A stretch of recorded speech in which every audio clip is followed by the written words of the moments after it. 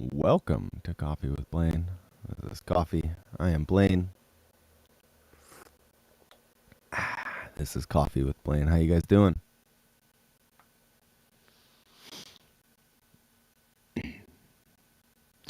Do. There's the comments. Yeah, welcome. Welcome, all three of you. Yeah, we just chilling. I'm normally not doing the Saturday thing, but I figured I'd do the Saturday thing. Good morning, Harry. How you doing? My head is warm in this hat now. Daniel, good morning. Samantha, good morning. Joe, good morning. How you guys doing? That's better. My that just warms the head so quickly. Derek, good morning. Good morning. We're just gonna say our good mornings and then we'll all go our separate ways. Um, yeah. I just had some time. I think I'm gonna hit the gym for the first time in way too long today after this. So I'm actually a little excited for that. Just get my body moving. I feel like that's been missing a little bit. Withdrawing from CTTS. I hope you go back next year. Heck yeah, how was it, bro? Was it everything that you hoped it would be? I hope I'm back next year too. It's such a fun time. Saturday supply run. Where are you headed, Joe? What are you getting? Are you buying my Christmas gift? I'm a size large in BMWs. Good morning, good afternoon, good evening, and good night. We have our bases covered, Derek. No matter what time I see you again.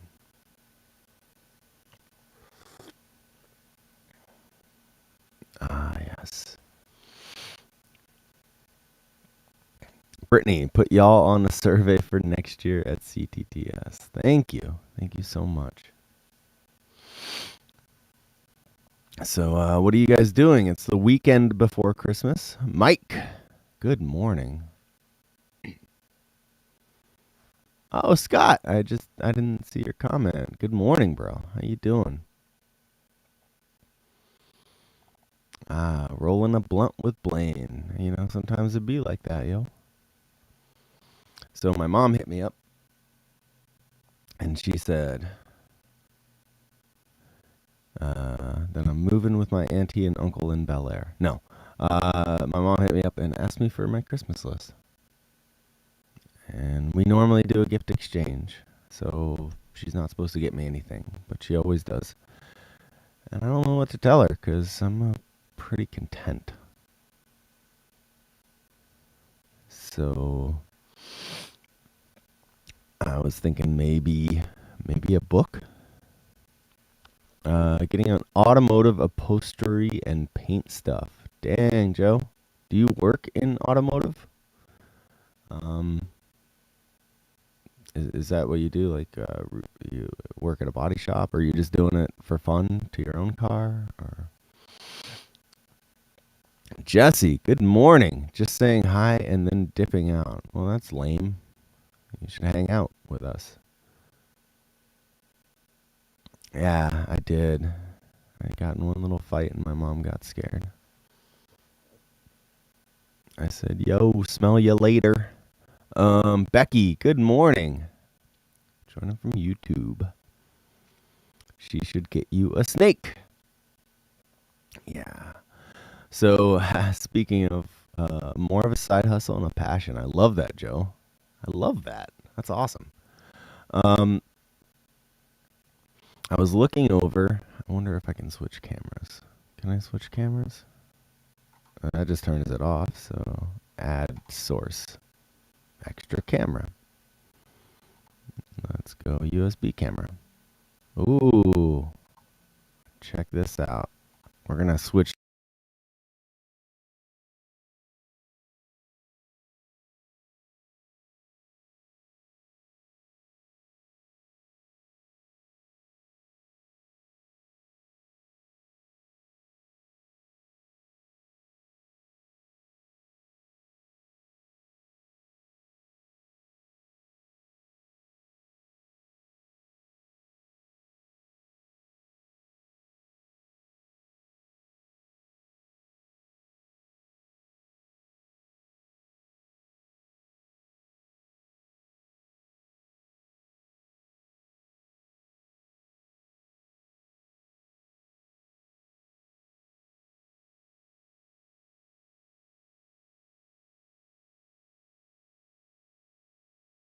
portable. Let me switch cameras here.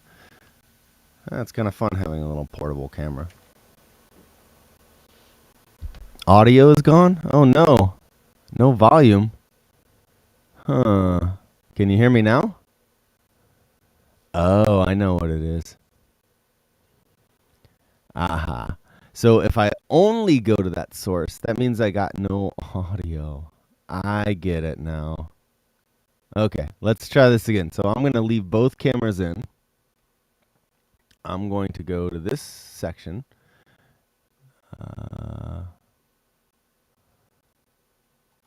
This one? This one. Where's the little camera? Damn it. I can't win, can I? This one.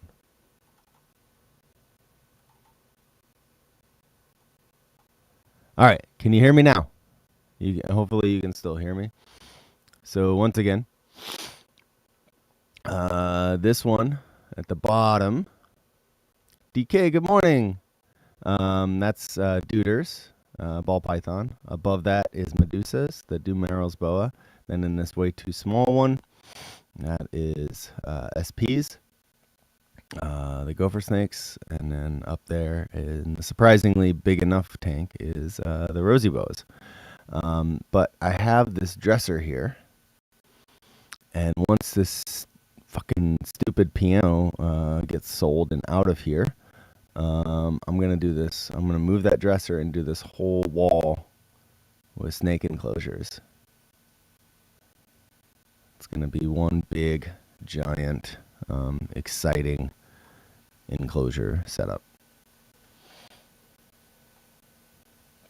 And we can get rid of this camera. Boom. All right. We're growing. We're learning together, guys. The live stream is getting more advanced by the day.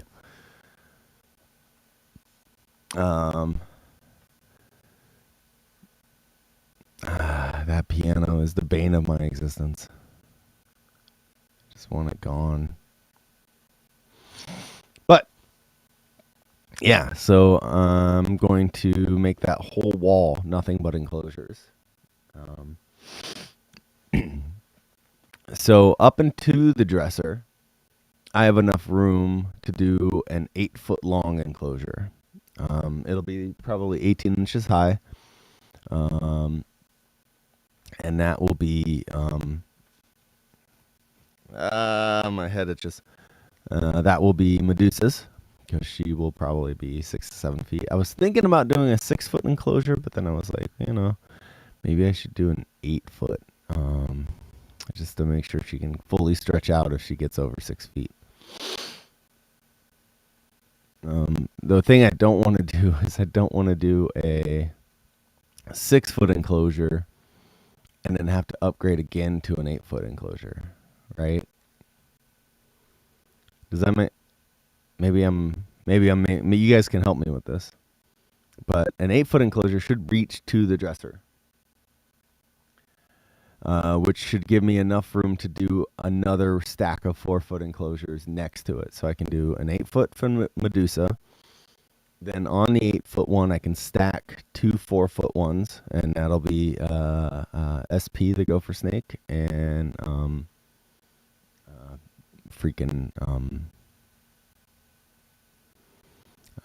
Duder. Or maybe I'll do the 4-foot ones on the bottom, and then on top of the 4-foot ones, I'll do the because I don't have to like crawl down to open the cage. The 4-foot ones are higher, so it's not as big of a deal. So I'll probably do that. I'll probably do the 4-foot ones on the bottom, stack like this, and there's enough room to eventually do 3 high, or 3 across. And then I can do an 8-foot. And then I can either do another 8-foot or 2 more 4 feet enclosures. And then I can stack a second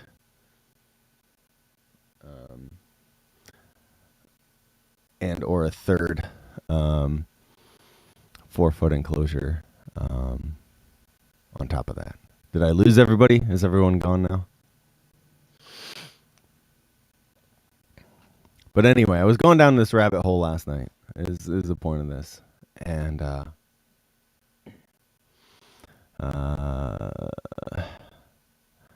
I'd almost convinced myself in my head that instead of getting an Eastern Indigo, which is one of my dream snakes, that maybe I should get a black-tailed Crebo, which is in the same family. They just kind of have this more like cobra-esque appearance, and they're freaking dope. Yeah, I was thinking about that actually. Ken doing the 8-foot base at the bottom,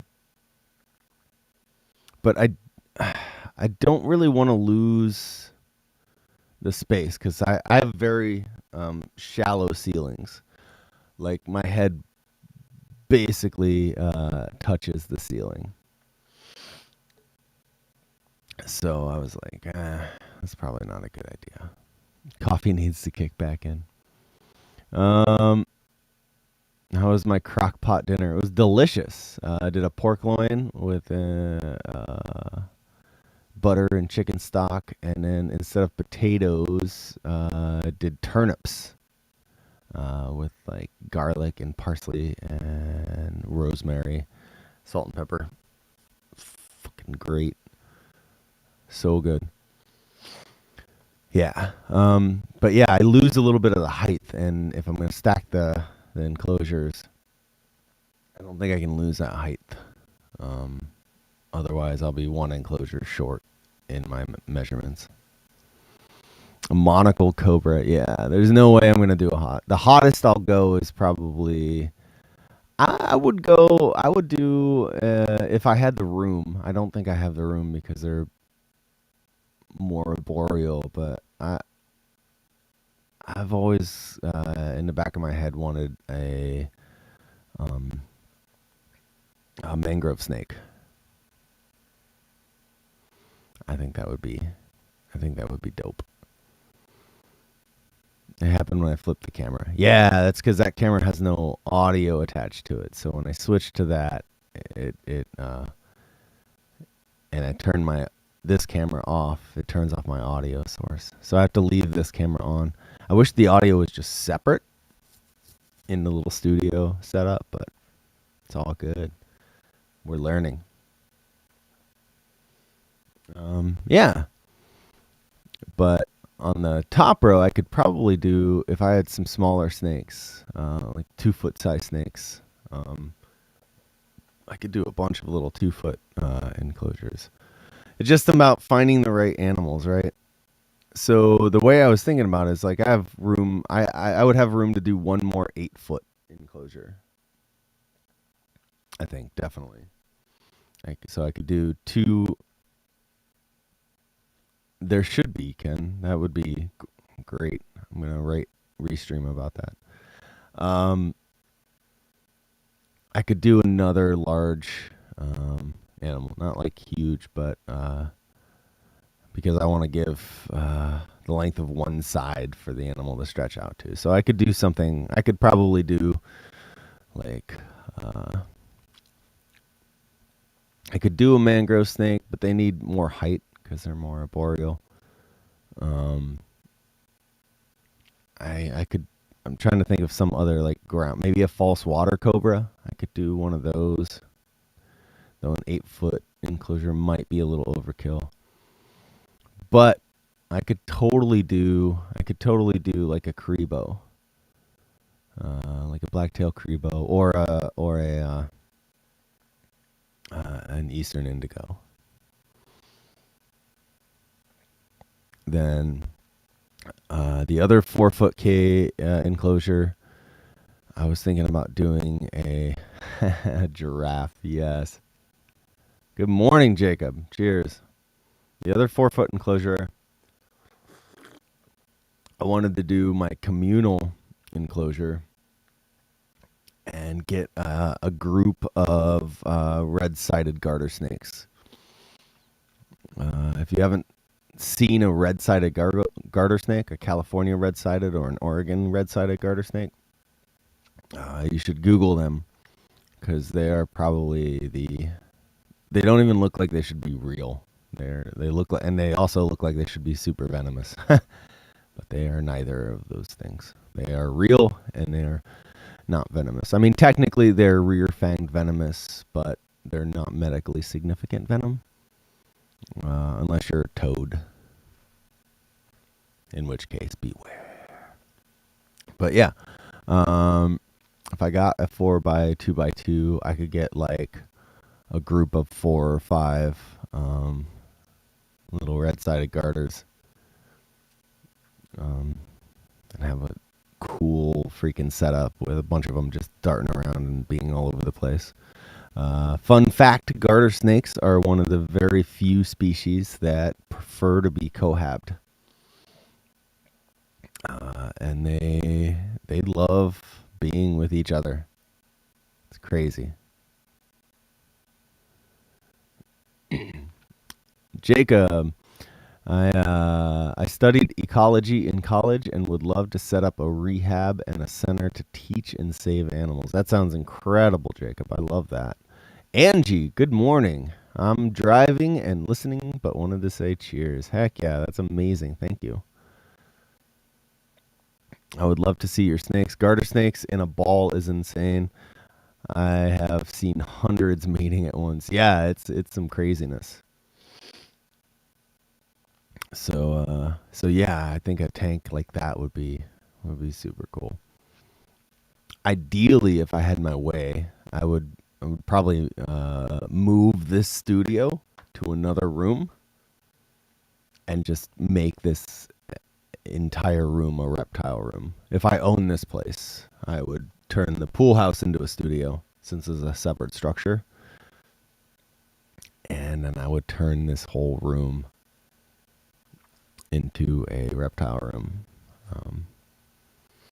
Because that would be fucking dope. But you work with what you have.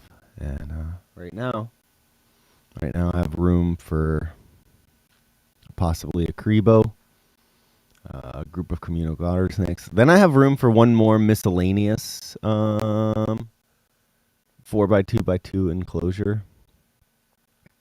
So I could get something like a Trans-Pecos rat snake. I think Trans-Pecos rat snakes are on my list. They're little, like 4-foot rat snakes from Texas, and they have really big eyes. And they come in the silver blonde phase. And then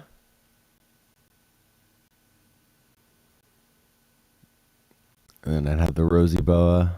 That would probably be a good start.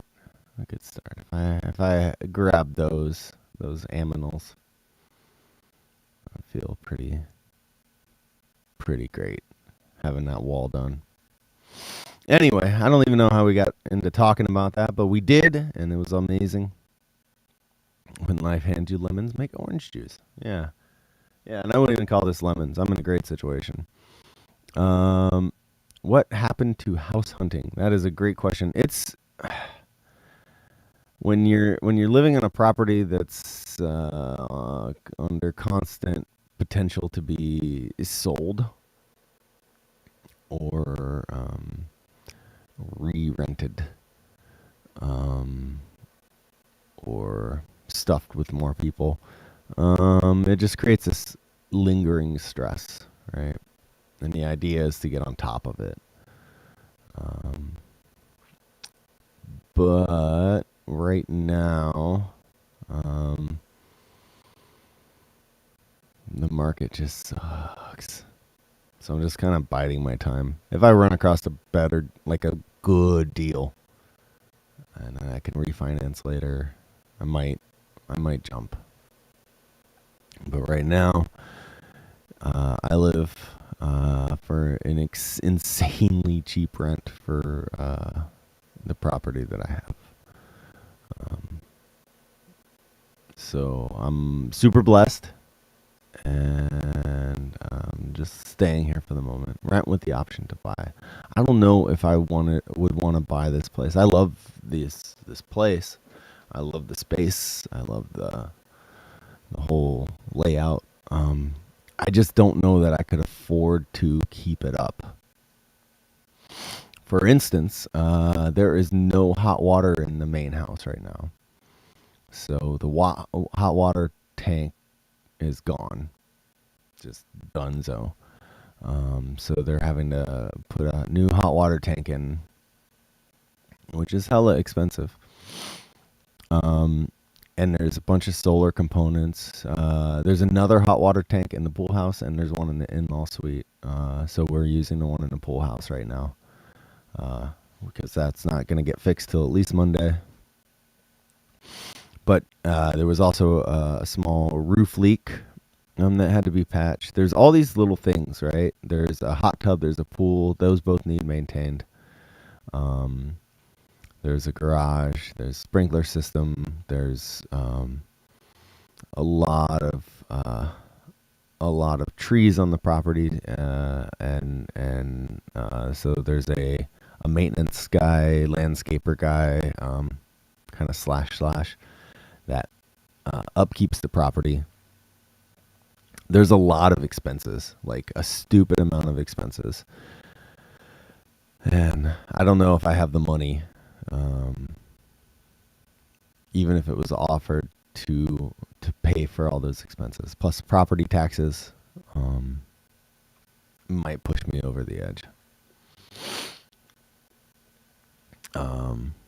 Yeah, even though I love the space, I just don't. Yeah, I don't think I could keep it up. I have a feeling if it was left to us, it would slowly start to deteriorate. Because we wouldn't have the money to fix problems as they come, and then they become bigger problems. Michelle, good morning. Sending hot water vibes. Thank you. Cheers to you. Right now, we're really lucky. I'll bet the amount of rent that we pay is less than what it costs to maintain the property. Though he owns like 400 properties, so he gets economies of scale. So like the guy who does all the landscaping and does all the stuff around the property, he's on payroll and he does multiple properties. So paying him, he would have to pay him anyway, basically.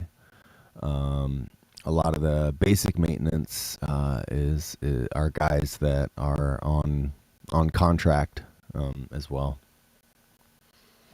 There's another guy renting the other property, which is bringing in rental income as well. So it's like he has all these options available that I don't have if I were to take the property over. I could rent out some of the spaces, for sure. But, yeah, that would be a whole lot of process to do. Justin, coffee. Is that why it takes so long to get things fixed? Like in general, or just on this property? Everything gets fixed pretty well. So I basically alert the rental property. See, this is the other thing, talking about economies of scale and working things. The landlord owns the rental property company as well. So normally, when you're the homeowner, you own the home, and then you contract out to a rental property company. They take a fee to do all the basic maintenance, collect the bills, do all the stuff, so you don't have to interact with the clients any more than you want to. And they have all the resources to keep things fixed and good to go. Our sound guy Max actually works for a rental property company, property management company. Does really well, but yeah, in this case, the landlord owns that too. So he has all the resources. He has a team of people that work at the rental property company. Uh, uh, yeah, and so things actually get fixed pretty quickly. Especially since this is technically his house that he comes back to when he comes into San Diego. So they want his property to be maintained. There's just a lot to do. There's always something, as you know, as homes get older, as properties get older, there's a lot more maintenance. That water heater is. They were getting estimates yesterday, and I had like 2 or 3 plumbers come in and take a look at it. Well, that water heater is like 30 years old or something like that. So it's just time. You know, things get older, they have a shelf life. And if I had bought the house like a week ago, I would have bought it, even if I was like renting to own or whatever. And those things, if they become my responsibility, I would have bought it, and then a week later had to find a way to get the money to put in a water heater or go live in the pool house or something. It's crazy. It's crazy. If I could find a property that was slightly smaller and slightly newer, um, I feel like that would be a better option. It is. It is. Surprised it works so long.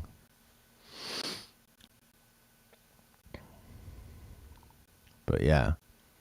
Plus, like, if you think about water heaters, so there's one here, and it's attached to solar. So there's another solar water heater tank up top on the roof with a bunch of panels. There's one in the pool house, and there's one in the in-law suite, and there's a heater for the pool and a heating element for the hot tub. So at some point, all of those will need to be replaced. Um, it's just one of those things. So I have a feeling, yeah, I would end up owning the place, and then this would go out, and that would go out, and that would go out, and I would constantly be spending every dollar that I had maintaining the property, unless I came into a windfall of money, in which case it wouldn't be so bad. So please stream our music. What else you guys want to talk about? This is a deep conversation. I like it. I like it a lot. We're talking about building snake rooms. We're talking about property ownership. I'm digging it. It's challenging my brain first thing in the morning. You guys are amazing.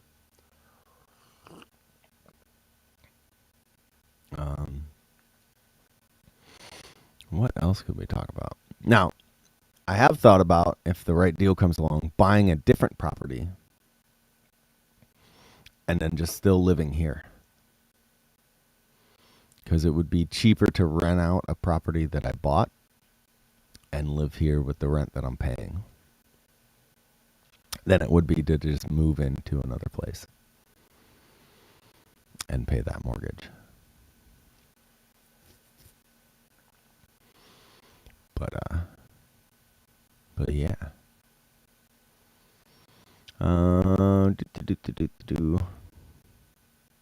David, aloha. Does the band have any Christmas songs for us? No, we do not, unfortunately. I do have my nylon string. Maybe I can whip something up. I have a week. I am behind on some projects though, so.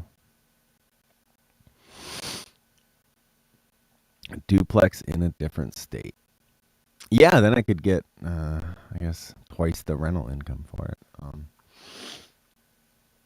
I have talked, sorry for the sniffles.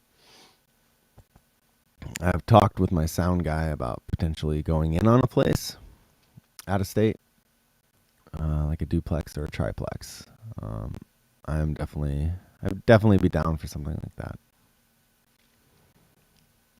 I need to get my aunt's hair dried for her. She just got out of the hospital, so I'll hop back on after. Thank you for joining, Michelle. It was great to chat with you.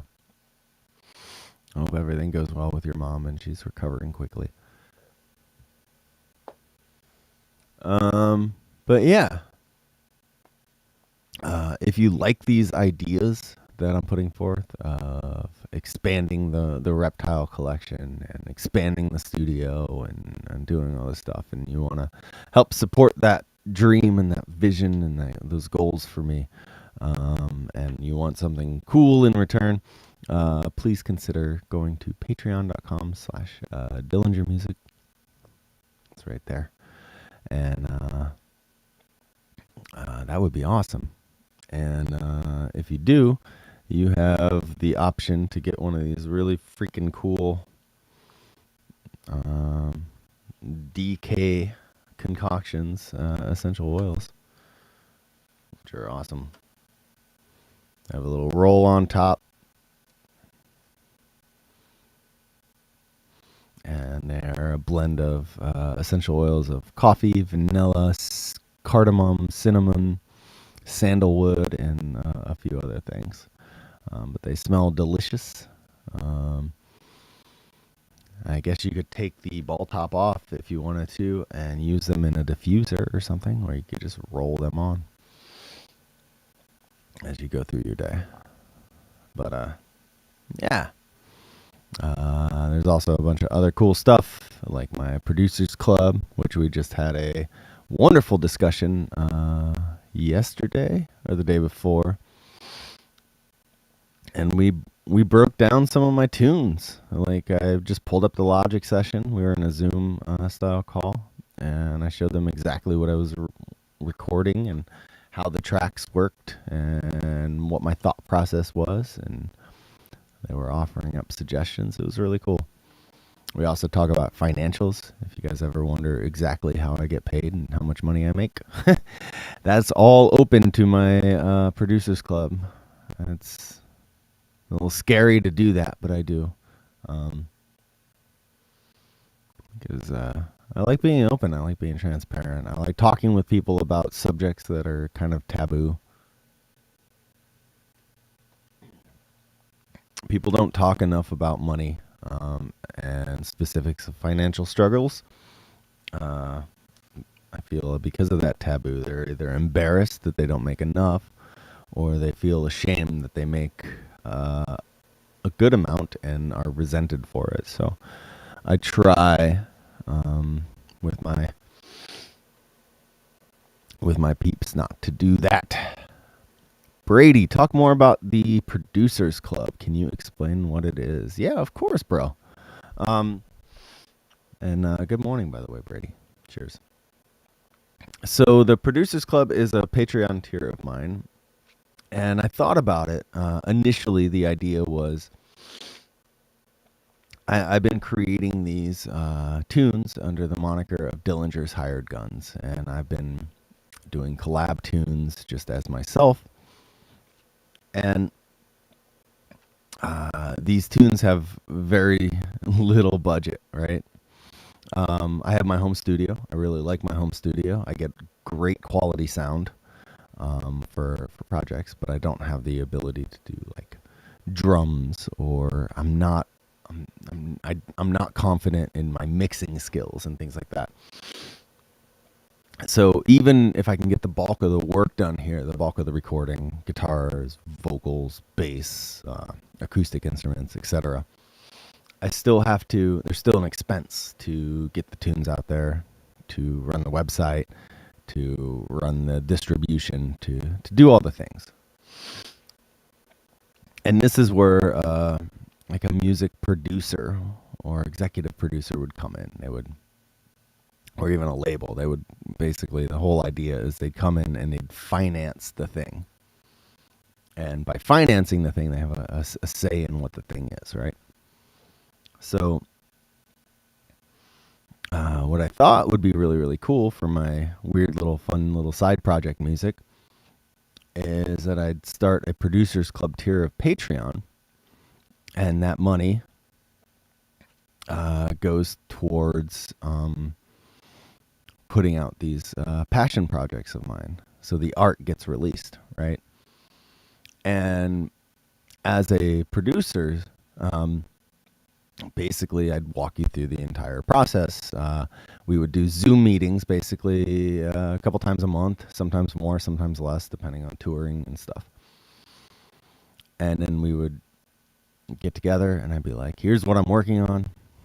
Here's it track by track, and it's not released yet. Here's the idea for marketing. Here's the idea for how much money it's going to cost to do this, this, and this. Here's how much money it'll potentially make.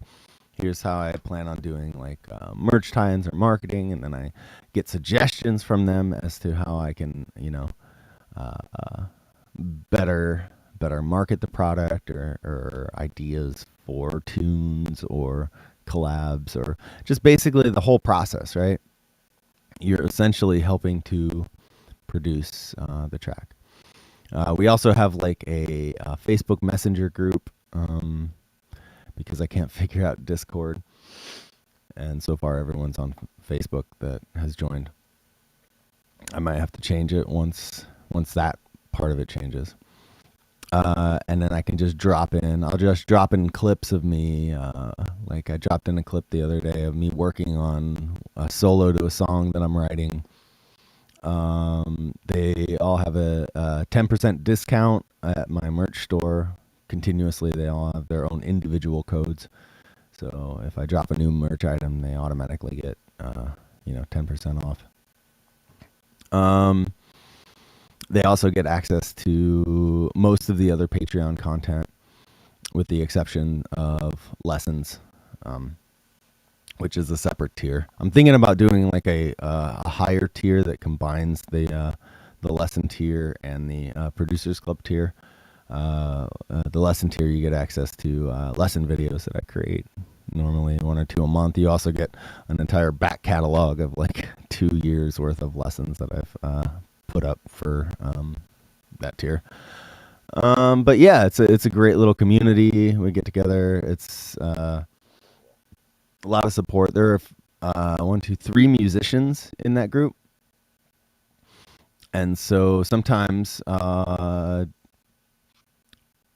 they'll throw their music up as well, and everyone can check it out and make suggestions and help each other out, as well as me, taking a listen and helping them out with their music as well.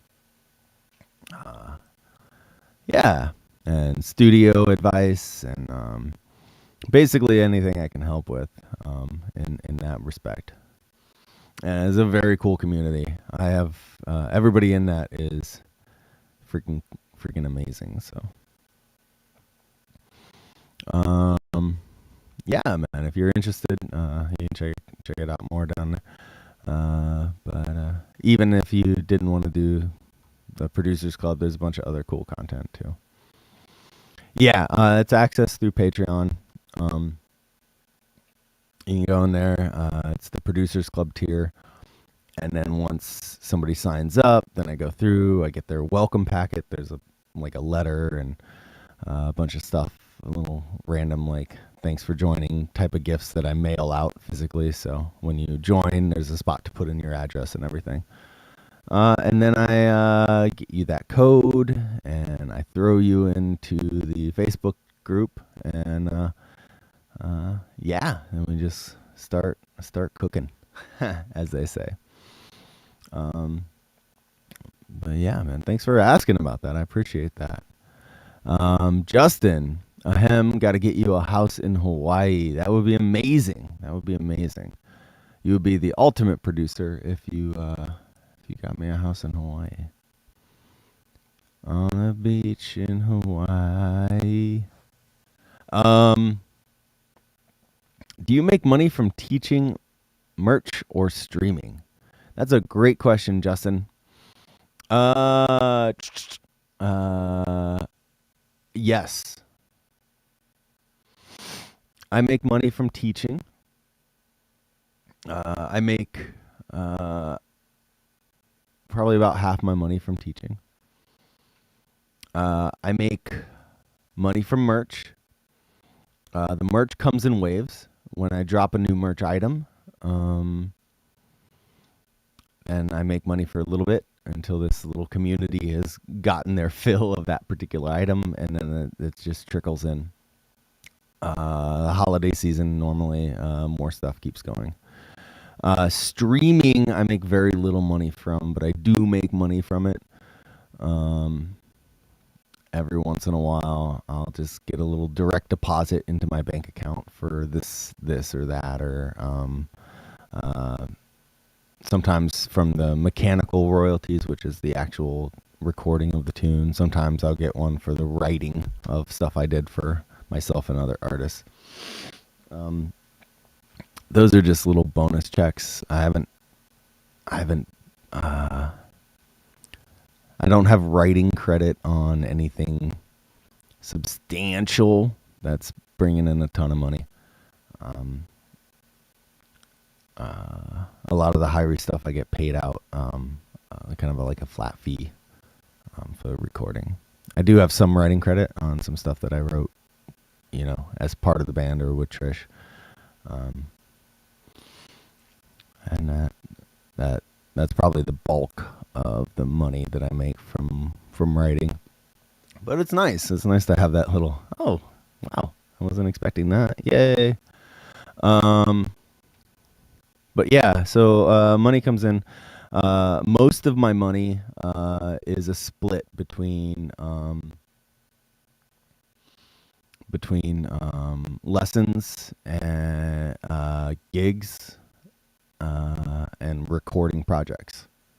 I make a lot of money from recording. Like I said, Hyrie pays me out directly for a lot of the recording projects. So when I go into the studio, they just pay me a rate, kind of like if I were to go play a show. And I just go in and do my thing.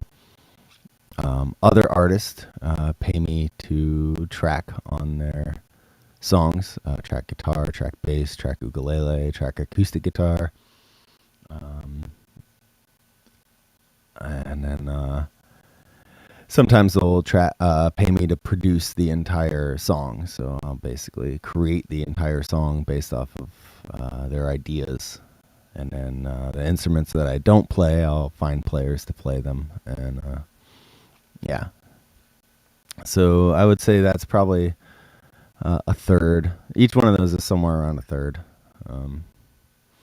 of my cash. And then I have all the other side income streams. I have my Patreon, which isn't significant as far as I'm not making all my money from Patreon. But it definitely definitely pays for things like my individual projects, to upgrade studio gear, to keep my internet and website costs, paid and running. There's a lot of costs associated with running the website and keeping the internet access and stuff. Then those are just constant, whether I make money or not. Joe, the one unit pays for the entire fourplex. It can, yes. It depends on the deal you have. Buying right now over market price might be with a 7% interest rate. You might not. I dig this topic and your openness. Yeah, thanks, man. I try to be as open as possible. I want people to see the reality of stuff. I feel like one big disservice we do to potential musicians or potential entrepreneurs or potential artists, mainly artists, though it happens to just about anyone. Jesse, good morning. Ninja Elephant. I'm working on it. You heard it. You heard me working on it.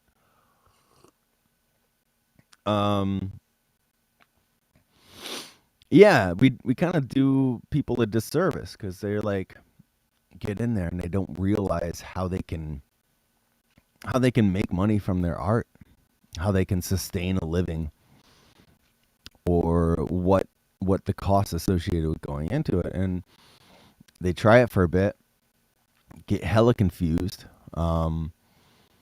sink a bunch of money in, and then they get discouraged and then they quit.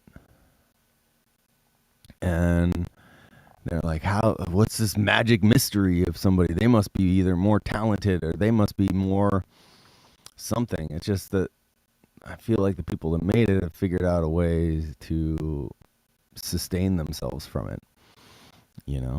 Found a niche that works for them and a blend that works for them. So I'm trying to break down all the possible ways, in hopes that maybe I'll learn more too and be better off.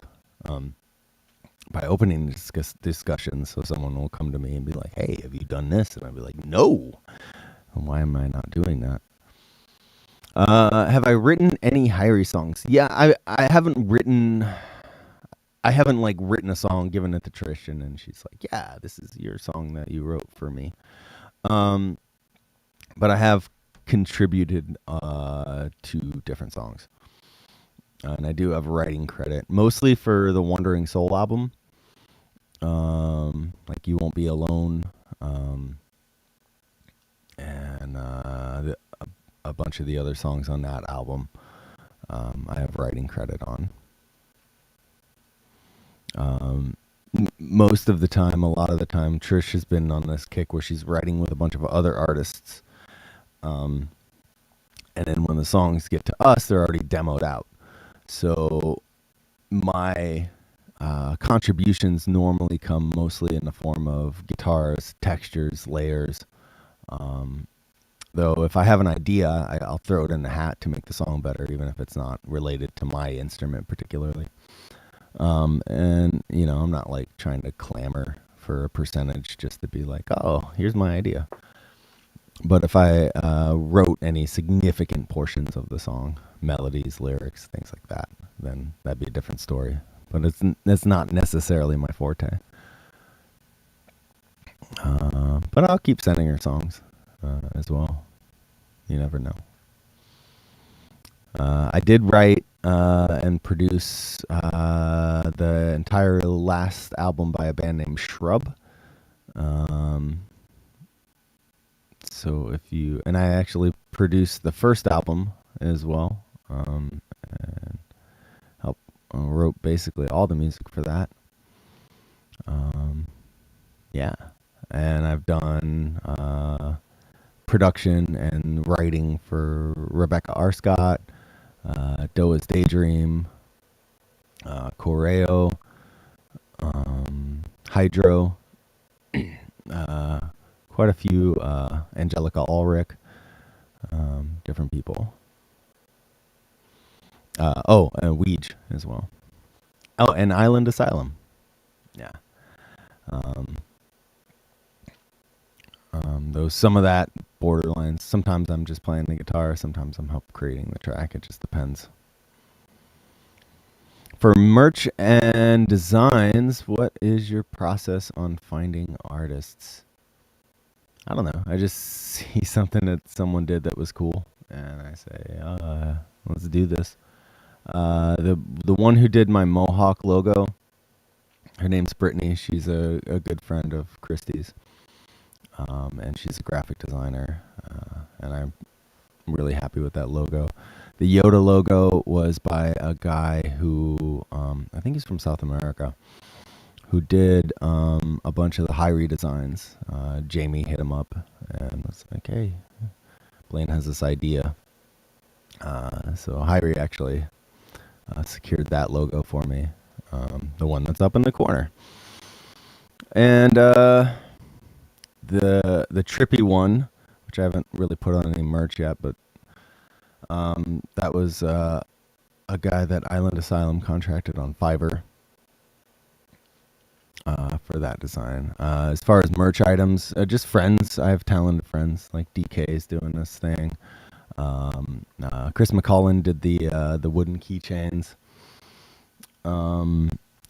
Jenny, Ital Relics, did the beaded bracelets and the guitar string bracelets and the guitar pick earrings. And Shrub Love. Hey, Christy, how's it going? So many questions. I love this. What has been your biggest and most lucrative music project? Lucrative meaning monetarily wise, like for me, or just the project in general. The last Hyrie album, the last three Hyrie albums have all been pretty major productions. So for Dreamer and for Wandering Soul,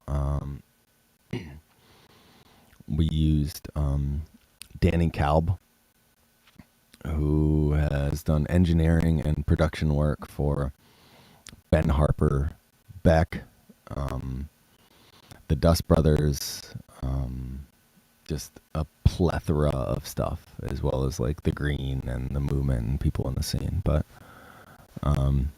that dude has done so much. He's a wizard.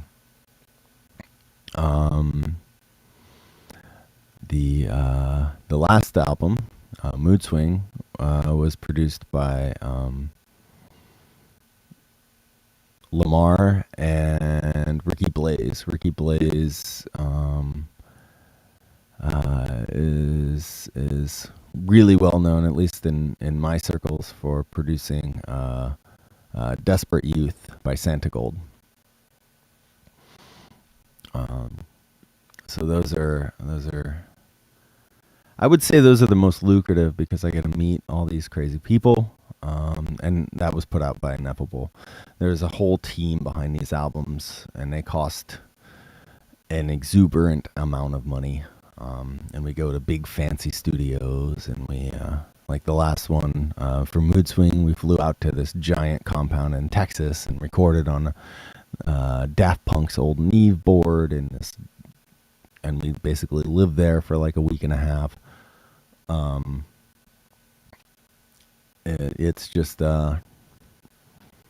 it's just pretty crazy with the amount that goes into that, and everything that Hyrie does,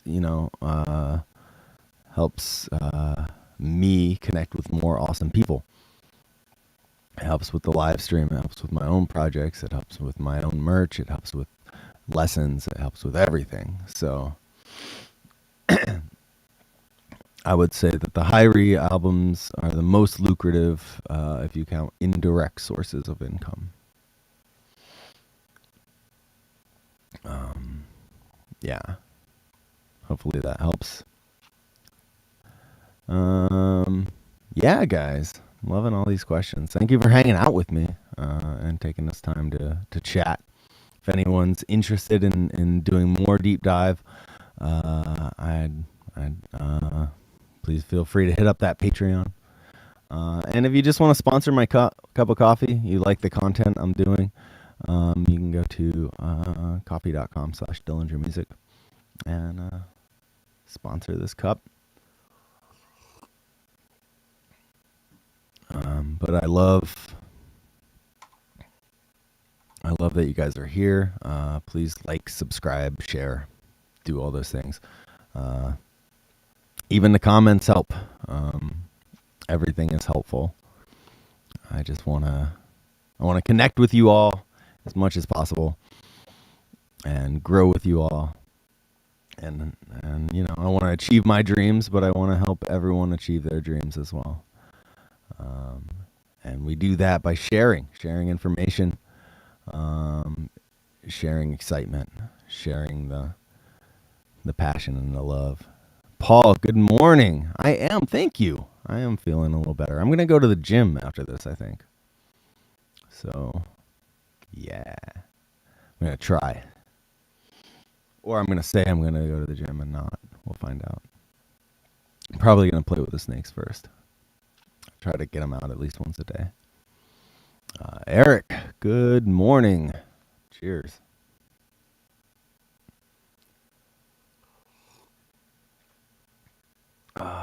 Yeah, I got to do some Christmas shopping as well. I got a few more gifts I got to give.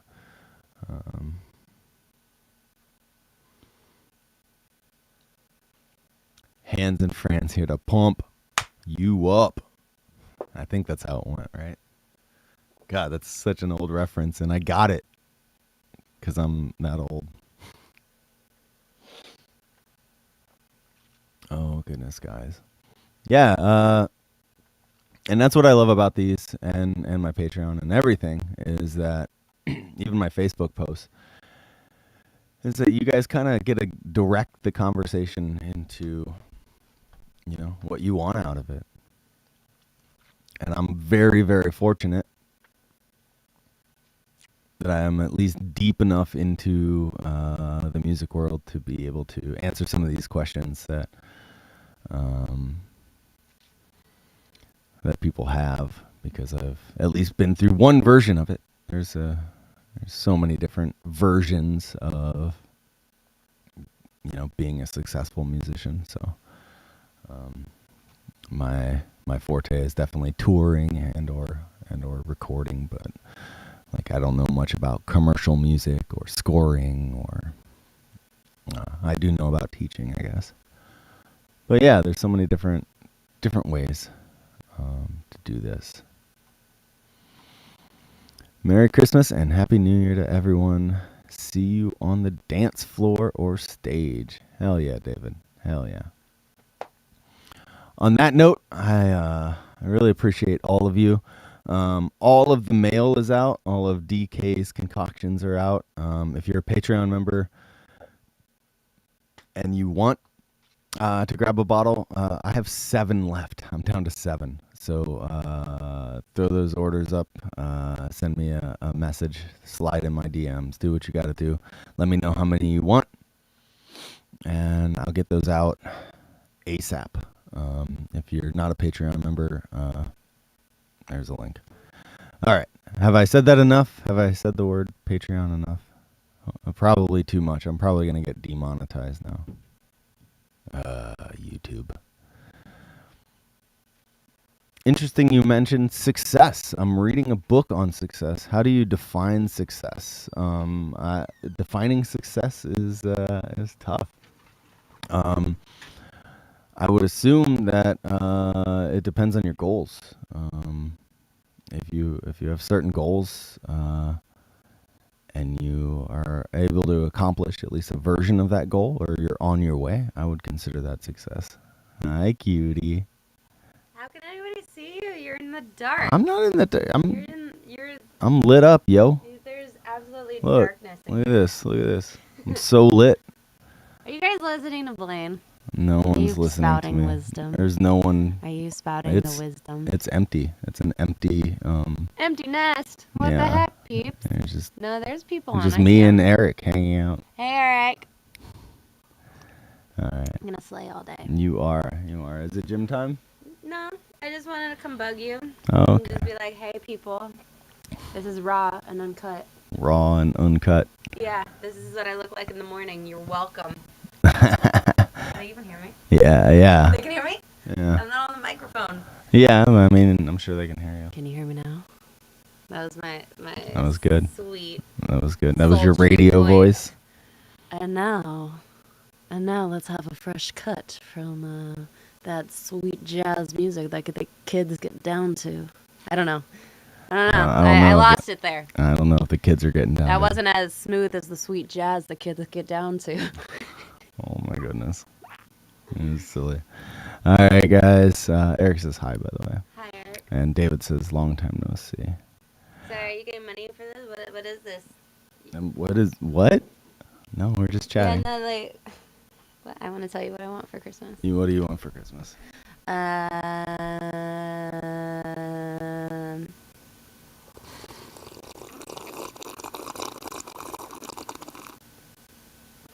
Jewels. Oh. Fancy jewels. All right. Fancy jewels. On that note, guys. I want a bedazzled headdress. A bedazzled headdress. Like a politically correct one, though. Like not a Native tiara? American, because that's just not okay. But like Queen Elizabeth, R.I.P. That's not politically awesome, correct. yeah. Oh my god, damn it! Yeah. I just want a headdress that doesn't make people sad. Okay. Yeah. You can tiaras are fine. All right, guys.